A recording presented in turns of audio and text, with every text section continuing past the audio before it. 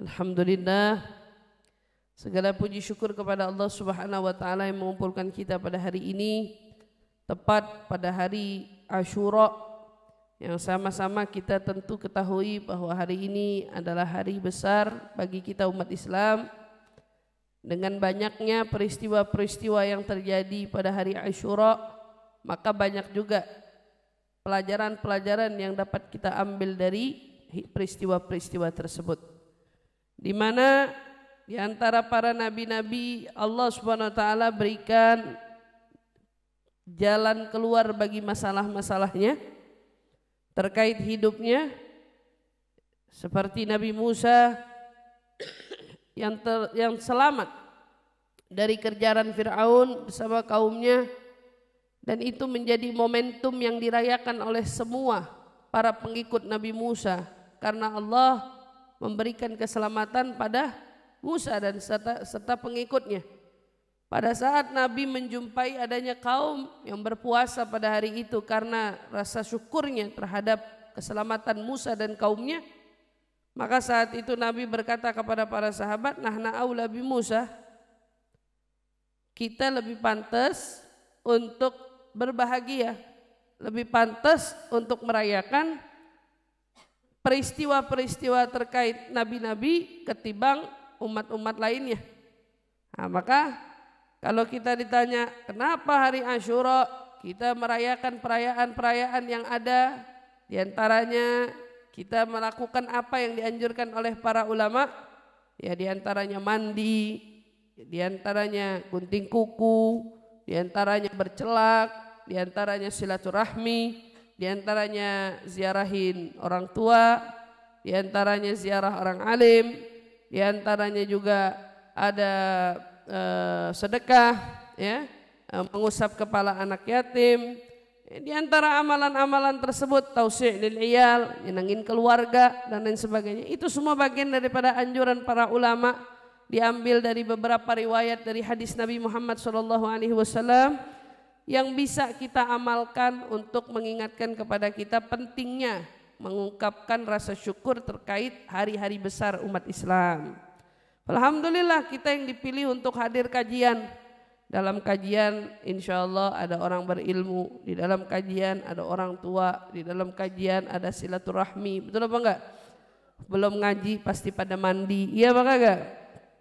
Artinya ya tinggal bercelak, gunting kuku, yang berusaha untuk jangan sampai ada dari kita yang mengabaikannya, sedekah dan lain sebagainya. Apalagi terkait mandi, bahwa dikatakan hari Asyura semua air itu dialirin sama air Zam-Zam. Nah, itu pun dinotis sama Sayyidil Habib Umar. Maksudnya Habib Umar pun mengaitkan masalah ini dan disebut. Bahkan kata Habib Umar, mandi lalu saat mandi semoga penyakit-penyakit kita diberikan kesembuhan dengan berkatnya air yang dirubah dengan aliran air Zam-Zam. Kita kalau punya iman, yakin mah yakin aja. Betul apa kagak? Orang yang gak punya iman yang bakalan meragukan. Mana dalilnya, mana hadisnya, mana buktinya, dan lain sebagainya. Tapi kalau kita orang-orang yang punya keyakinan dan gak ada ruginya juga. Toh apalagi Asyura kali ini bertepatan dengan hari Jumat, di mana memang hari Jumat ada sunnahnya buat mandi, ya kan? Gitu. Ambil berkahnya, dan masih banyak lagi amalan-amalan yang diajarkan oleh para alim ulama kita. Di antaranya katanya baca Al-Fatihah 7 kali di air, sambil airnya itu dipandangin, kemudian nanti usapin ke sekujur tubuhnya, lalu usap kepada orang-orang yang kita kasihi. Karena apa? Air itu insya Allah akan memberikan keselamatan bagi kita dari segala bentuk mara bahaya dan penyakit-penyakit lainnya. Ini amalan-amalan yang diajarkan oleh para salaf, amalan-amalan diajarkan oleh para ulama. Memang sepatutnya sesuatu yang diajarkan oleh para salaf dan para ulama nggak penting ditanya dalilnya. Udah jelas-jelas yang ngomong siapa, kan gitu. Ini kan terkait siapa yang ngomong aja. Lah ustazah, kan nggak boleh kita begitu-begitu sama ulama misalnya. Dia ada hadisnya, tidak ada dalilnya. Kenapa ulama yang ngomong kita nggak percaya, giliran dokter kita percaya? Kita pergi berobat ke dokter. Dokter itu kan belum melihat dalamnya badan kita. Dia hanya mengindikasi penyakit kita. Dokter mana yang berani menjamin? Dokter itu selalu temanya indikasi. Selalu kira-kira. Kalau ngasih obat kita coba. Bahasanya gitu. Tapi berapa banyak dari kita yang begitu mudah percaya, yakin dengan indikasi-indikasi dokter dan lain sebagainya. Kita gak pernah nanya tuh, dokter dosa loh indikasi orang. Itu kan berdasarkan pengamatan dia, dari ilmu-ilmu yang dia pelajari. Kita juga bisa dong mengatakan para ulama itu belajar. Dan mereka saat memberikan satu arahan kepada kita, berdasarkan pelajaran-pelajaran yang sudah mereka terima. Sesuai dengan kebutuhan kita. Kalau dokter, itu indikasi mengobati lahiriah. Adapun para ulama indikasinya ngobatin batin kita kan, gitu. Dia ngobatin batin kita. Kok repot? Tinggal dijalanin, nggak mau, nggak percaya, nggak usah. Sesimpel itu. Betul apa enggak? Kayak kita dikasih saran, kalau mau kurus berat badan, jangan makan tepung. Mana buktinya? Mana dalilnya? Ada orang makan tepung tiap hari nggak gemuk-gemuk? Ada yang begitu kan? Artinya indikasi itu akan terkait terhadap orang-orang tertentu. Sekarang terpulang, kamu mau percaya boleh, kamu nggak mau percaya juga boleh. Terkait apa-apa yang diarahkan oleh para ulama, itu kan terpulang. Mau ngamalin boleh, nggak mau ya udah. Ya kok repot? Repot sampai memicu isu harus diperangi, harus dibenci, harus nggak pantas, itu harus dijelasin. Nabi gak ngajarin ini, Nabi gak ngajarin. Udah tahu kali. Tetapi kita ini belajar dari para ulama, yang mana kita yakin sumber mereka itu tidak akan berjauhan dari Al-Quran wa Sunnah. Para alim ulama kita, mereka orang-orang yang menjalankan sunnah, mereka orang-orang yang menegakkan syariat. Mereka bukan orang yang pembuat onar di muka bumi ini. Betul apa tidak? Mereka jalannya lurus, ngajakin orang kepada Allah dan Rasulnya. Sesimpel itu. Kalau ada dari kita yang bisa ngamalin, alhamdulillah.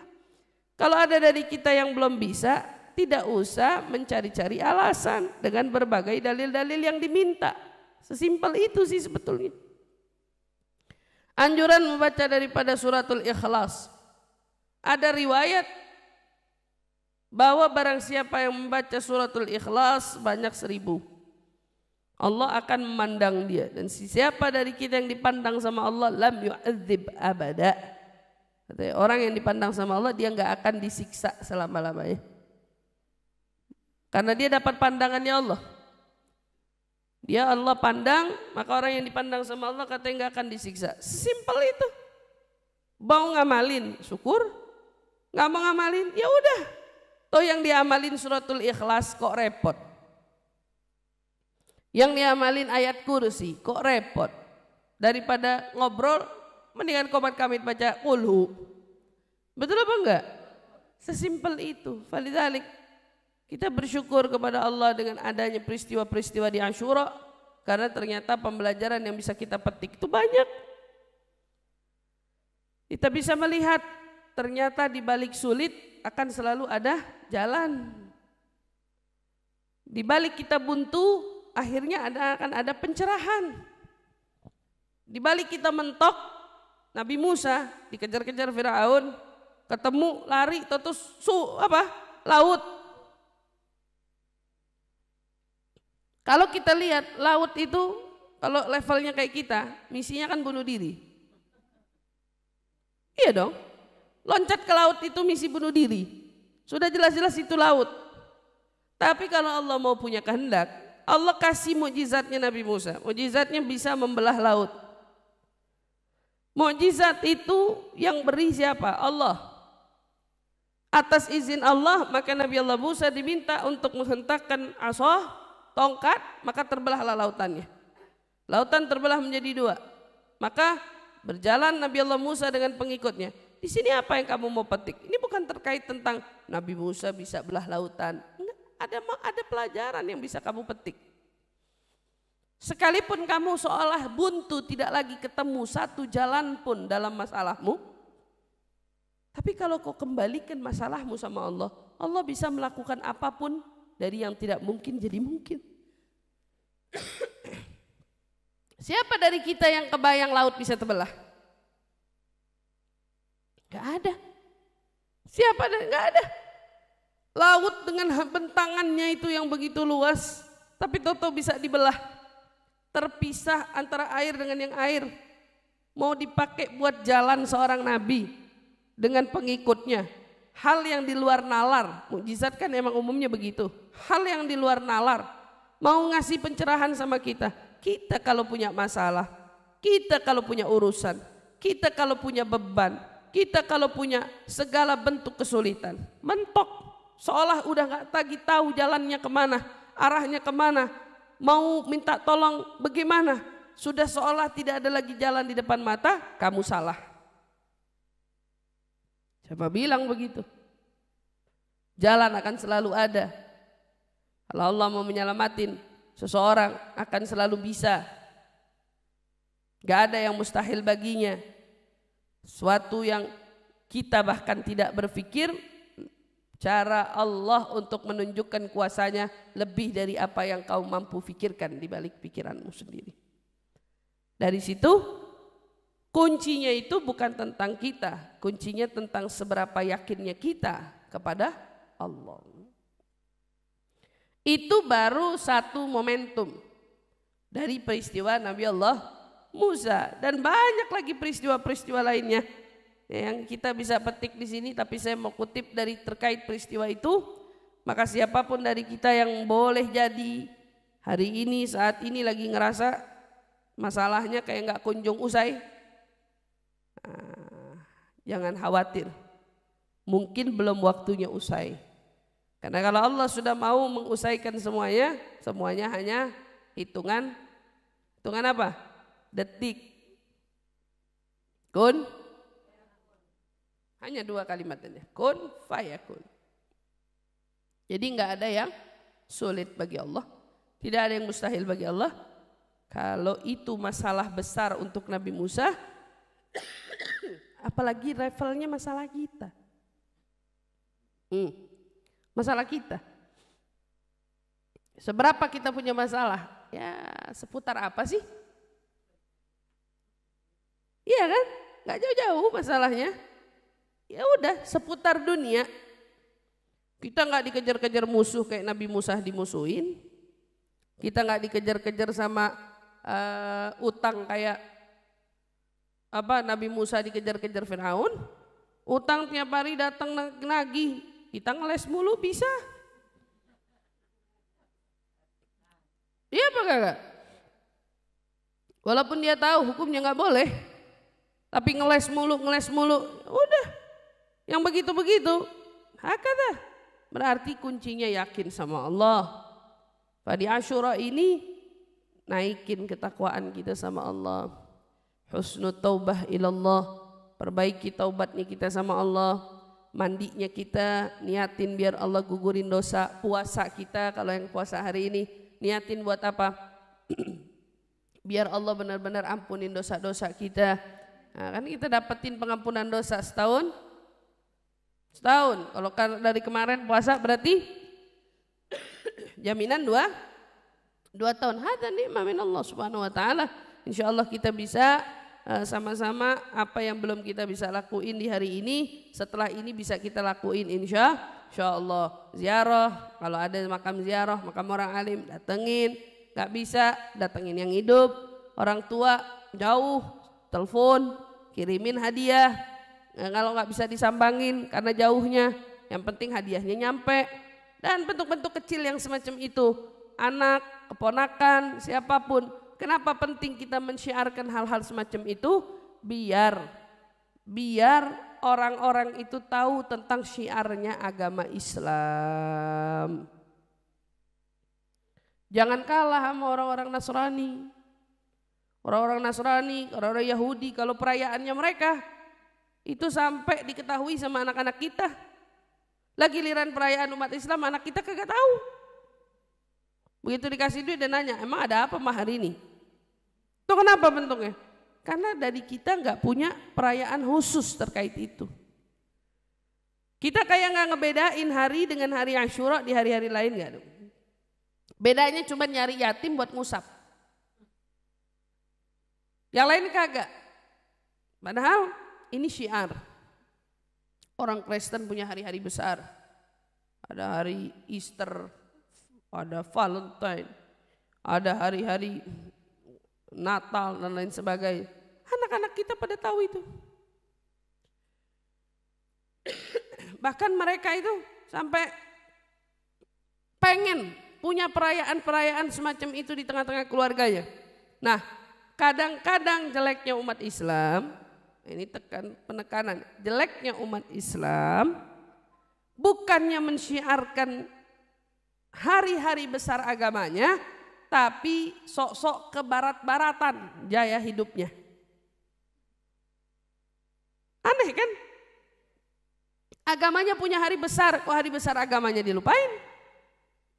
Malah sosok belaga ngarah-ngarah ke arah-arahnya orang Kristen, orang Nasrani, orang Yahudi, sosok perayaan, sosok ucapan dan lain sebagainya. Naudzubillah, kita punya hari besar, muliain, makmurin, ramein. Seperti ini hari Asyura. Ibu yang pada masak misalnya, ada pembantu di rumah, masak yang banyak, yang enakan. Hari ini hari spesial.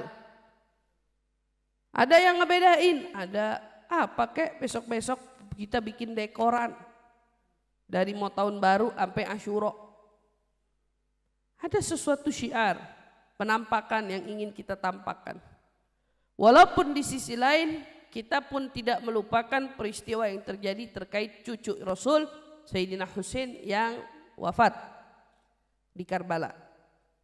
Sayyidina Husain wafat, tapi kita bukan mau ngomongin terkait kematiannya, dibantainya, dipenggal dan lain sebagainya. Terus yang mau dibahas apa? Kita mau bahas perjuangannya. Kenapa hari Asyura ulama jadikan hari berbagi kepada umat? Hari sadar terkait sulitnya umat. Kenapa? Mau ngingetin sama kita di balik perjuangan Sayyidina Husain. Sayyidina Husain itu tidak berjuang untuk dirinya, tapi perjuangan yang dilakukan untuk umat. Jadi kalau ditanya Sayyidina Husain ini wafat untuk siapa? Untuk kita. Perjuangannya itu selalu untuk orang, dan keluarga Rasul sudah terbiasa begitu. Karena nabinya begitu. Nabinya hidup untuk orang. Nabinya hidup untuk umat, nabinya hidup untuk berjuang, nabinya hidup untuk berbagi, nabinya hidup untuk peduli. Maka kenapa ulama kita tidak ada yang menjadikan hari Asyura harinya menangis? Karena menangis doang gak bikin orang miskin jadi punya. Nangis doang gak bikin anak yatim jadi ketawa. Tapi justru kita ganti perjuangan di balik cita-citanya Nabi dan para ahlu baitnya. Cita-cita Nabi dan para pengikutnya, apa cita-cita mereka? Memberikan kemaslahatan terbaik bagi agama dan memberikan pertolongan terbaik bagi umat. Makanya Asyura dianggap hari lebaran anak yatim. Kita mau peduli sama anak yatim. Kita mau peduli sama duafa. Kita mau peduli sama orang-orang susah. Buat apa? Bantuin dulu yang Nabi lakuin, yang Nabi perjuangin. Sayyidina Husain pun keluar wafat untuk apa? Untuk memperjuangkan kebenaran. Tidak takut akan kebatilan. Walaupun itu mempertaruhkan nyawanya sendiri. Begitu juga kita. Kenapa kita disuruh berbagi? Karena manusia paling takut tuh sama dua. Satu, takut nyawanya kenapa-napa. Kedua, takut hartanya kenapa-napa. Itu yang paling ditakutin sama manusia. Manusia takut hartanya kenapa-napa, takut dirinya kenapa-napa. Takut kalau udah ada indikasi mau mati. Kayak kemarin kita COVID, kayak gimana? Cuma dikabarin COVID mematikan. Kita ketakutan, takut kita lebih besar untuk kematian daripada COVID itu sendiri. Yang ditakutin matinya bukan COVID-nya sama kamu. Karena sifat manusia takut dirinya kenapa-napa. Karena dia menyayangi dirinya lebih dari segala-gala. Harta, terkadang dia lebih menyayangi hartanya daripada segala-gala. Makanya Sayyidina Umar bin Khattab pernah mengikrarkan cintanya kepada Nabi dengan apa? Ya Rasulullah, aku mencintaimu. Melebihi apa? Melebihi siapa? Awalnya. Aku mencintaimu melebihi hartaku. Kalau begitu, belum sempurna imanmu, wahai Umar. Dikira mencintai Rasul melebihi harta udah cukup? Enggak, belum. Aku mencintaimu melebihi aku mencintai ahli keluargaku. Kata Nabi, belum. Cintamu belum benar. Merenung lagi Sayyidina Umar. Apalagi nih yang perlu saya buktikan? Apa keterkaitan cinta Rasul dengan diri? Oh, nemu diri sendiri. Rasul, aku mencintaimu melebihi aku cinta dari hartaku, keluargaku, bahkan diriku sendiri. Al-an tukmil imanak ya Umar.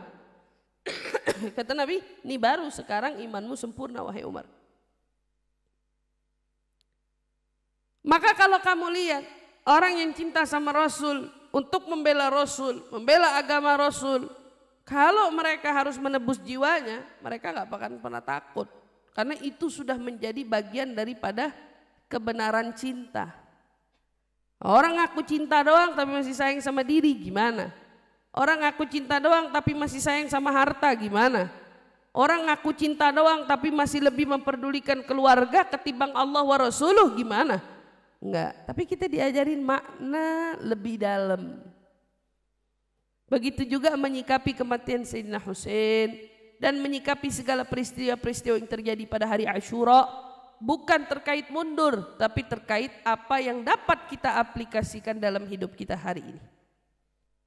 Kalau ngomongnya mundur, zamannya para nabi, dari Nabi Adam, dari Nabi Musa, Nabi Nuh, dari Nabi Yunus, dari semua para anbiya, itu beda-beda.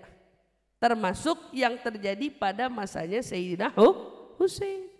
Tetapi peristiwa itu ada untuk kau petik hikmahnya untuk masa-masamu saat ini. Masa-masamu saat ini. Boleh jadi kejadiannya enggak sama. Nabi Yunus masuk ke dalam perut paus. Ada dari kita yang ketelan paus? Enggak ada kan? Kalau kita mundur terkait peristiwa itu, yang enggak nemu apa-apa, yang ada sia-sia. Kalau kita mundur terkait kejadian peristiwa Nabi Nuh, kau akan sia-sia. Kalau kau mundur terkait peristiwa Husain dibunuh, kau akan sia-sia. Tapi kalau kau jadikan peristiwa itu hikmahnya kau petik untuk hidupmu hari ini, kau akan berguna. Kau akan bermanfaat. Kau akan mendapatkan sesuatu dari semua kejadian yang ada. Dan disinilah kita diajarkan oleh para alim ulama kita untuk menghidupkan syiar Asyura dengan kita memperbanyak berbuat ketaatan, berbuat kebaikan, menjalin silaturahmi, ya, bersaling berhubungan dengan para alim ulama. Itu hubungan-hubungan yang perlu kita benarkan, hubungan-hubungan yang perlu kita luruskan. Untuk apa? Tidak adanya kesalahan-kesalahan dalam hidup kita di hari kemudian. Kalau silaturahminya udah mutus, berapapun sholatnya, berapapun ngajinya, berapapun ibadahnya, dapat apa? Slogan cinta, cintanya dia terkait siapa? Allah wa Rasuluh, nggak jadi apa-apa. Ada dosa yang diampuni sama Allah, ada dosa yang nggak diampuni. Ada dosa di tengah-tengah antara diampuni atau tidak. Itu gimana? dosa yang tidak diampuni adalah dosa menyekutukan Allah. Itu jelas. Itu nggak akan pernah bisa diampunin. Betul apa tidak? Dosa yang setengah-setengah diampuni. Antara diampuni, antara tidak. Ini dosa yang mana? Dosa urusanmu terkait hamba. Kamu bisa jadi dapat ampunan Allah bila urusanmu dengan hamba selesai. Tapi kalau urusanmu dengan hamba selesai, nggak ada urusannya sama Allah, maka Allah bisa menunda waktu senangmu, waktu bahagiamu, waktu kamu menikmati surga hanya karena urusanmu yang belum selesai. Adapun dosa yang diampuni itu antara hubunganmu dengan Allah. Udah. Kamu bermaksiat sama Allah. Tapi kalau kamu punya hubungan buruk dengan sesama, Allah nggak ikut-ikut. Allah nggak mau ikut campur. Dan kita belajar, bahkan kita ngaji di dalam majelis kita setiap Selasa. Kita pernah bahas bab silaturahmi. Berapa panjang kita baca bahas silaturahmi.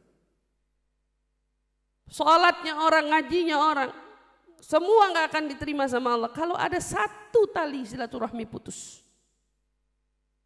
Satu. Berarti cintamu kepada Allah, kepada Rasul juga tergantung di antara langit. Gak bisa diterima selagi kau masih punya urusan dengan orang. Ini kan perkara yang lebih perlu kau pikirkan. Perkara yang lebih perlu kau camkan. Perkara yang lebih perlu betul-betul kau betul-betul sadari. Bahwa ini menyangkut urusan ibadah, diterima gak diterima, bisa selamat gak selamat hanya karena urusan orang. Maka jangan rugikan diri kita dong. Ego kita minta kita gak nyalin silaturahmi. Ego kita. Tapi egomu memberi dampak. Kau bisa jadi tidak meraih ampunan Allah lantaran urusanmu kepada sesama hambanya. Itu dijaga. Makanya ulama kita ngasih syiar. Sholat, sedekah, ingat orang berarti kan? Ya, peduli yatim, silaturahmi, itu menjadi bagian yang dicatut oleh mereka. Jangan lupa. Ada nggak anjurannya? Maaf, nangis, meratap. Kenapa mereka nggak cantumkan itu? Karena nggak ada gunanya. Untuk urusanmu ke depan, nggak ada gunanya. Wahakadha. Jadi di dalam ini kita benar-benar resapin bahwa kita itu penting betul-betul memaknai hari Asyura dengan makna yang lebih dalam, makna yang lebih khusyuk, makna yang lebih tulus, agar kita bisa memetik hikmah di baliknya jauh lebih besar untuk aplikasi hidup kita saat ini.